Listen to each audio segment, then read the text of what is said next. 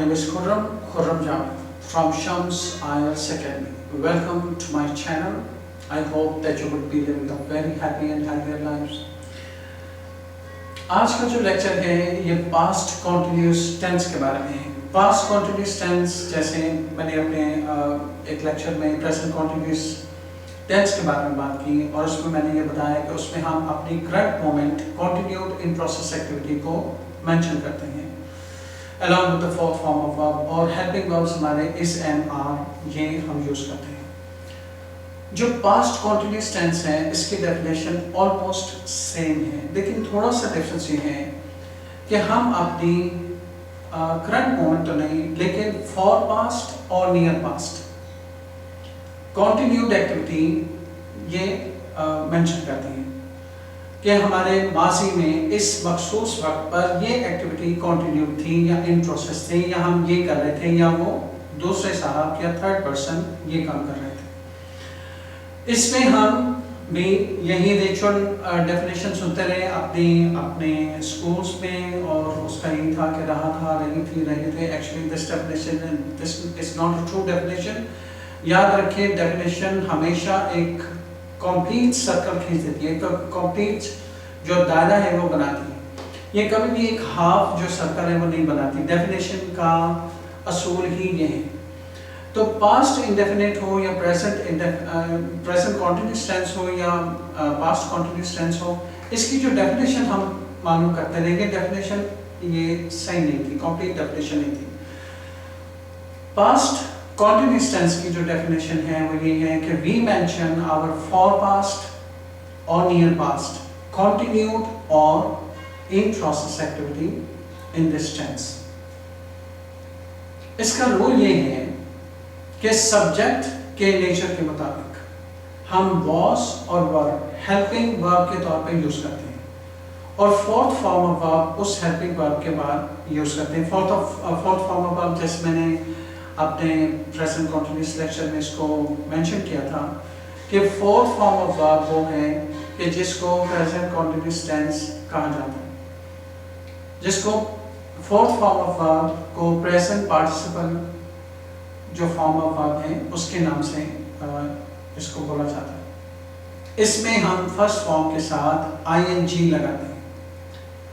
तो ये जैसे राइटिंग है, गोइंग है, उसके बाद वॉज ऑफ वर्ब के बाद फोर्थ फॉर्म यूज करते हैं। फोर्थ फॉर्म के बाद अगर हमें ऑब्जेक्ट की जरूरत है तो ऑब्जेक्ट को ऐड करते हैं, अदरवाइज सब्जेक्ट की एक्टिविटी के मुताबिक हम अपने सेंटेंस को मेकअप करते हैं। तो लेट्स गेट स्टार्टेड। जैसे हम कहते हैं कि I was having my breakfast at 10 AM। First करें इस वक्त शाम के 6 बज रहे हैं और मैं 10 बजे किसी मखसूस एक्टिविटी को मेंशन कर रहा हूँ। तो I would say that I was having my breakfast at 10 AM। ठीक है। इसी तरह से मैं कहूँगा कि my driver was washing the car outside in the garage। इसी तरह से मैं नेक्स्ट सेंटेंस मेकअप करता हूँ कि my assistant was writing an email to my clients। You were watching football match on TV। Football match की मैं तकरीबन हर लेक्चर में एग्जांपल देता हूँ, लेकिन बहरहाल ये है कि ये एक बड़ी फेमस एग्जांपल है, बड़ी कलरफुल एग्जांपल है, and sports are used to be very colourful, so that's why and by the way personally I also like football. तो इसलिए मैं इस एग्जांपल को जो है अक्सर अपने लेक्चर्स में कोट करता हूँ। इसी तरह से हम ये एक नेक्स्ट सेंटेंस बनाते हैं। जैसे हम कहते हैं कि she was conducting the class। she was conducting the class। तो हम पास्ट कॉन्टिन्यूस टेंसेस को इस तरह से बनाते हैं और नेगेटिव सेंटेंसेस आप बहुत अच्छी तरह से जानते हैं कि was और were के बाद आप not को यूज करते हैं। और इसी तरह से अगर आपने इंट्रोगेटिव सेंटेंसेस बनाने हैं तो was and were को आप शुरू में ले आते हैं। जैसे हम कहते हैं कि were you attending the meeting at that moment? Was I asking you to go with him? Was she washing her car in the garage? was my assistant writing an email। तो इस तरह से हम past continuous tenses जो हैं इनको mention करते हैं, इस तरह से हम सेंटेंसेस को इस past continuous tense में यूज़ करते हैं। इस हवाले से आपको किसी भी किस्म की हेल्प चाहिए हो, किसी भी किस्म की गाइडलाइन चाहिए हो, you can ask me in the comment section below, and otherwise you can also email me, which is written by the woman.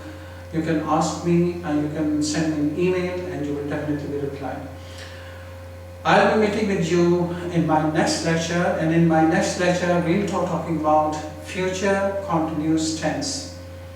क्योंकि ये ख्याल रखें कि सब continuous tenses की जो फॉर्मेशन है या उसका जो असूल है वो यही है कि हम continued activity या in process verbs को mention करते हैं। तो inshallah we'll be meeting in our next lecture and we'll be talking about future continuous tense।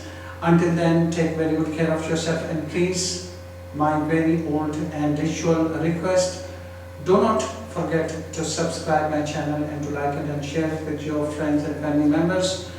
Hopefully you will be learning lots of things from my platform, from my channel. Take very good care. Assalamu alaikum.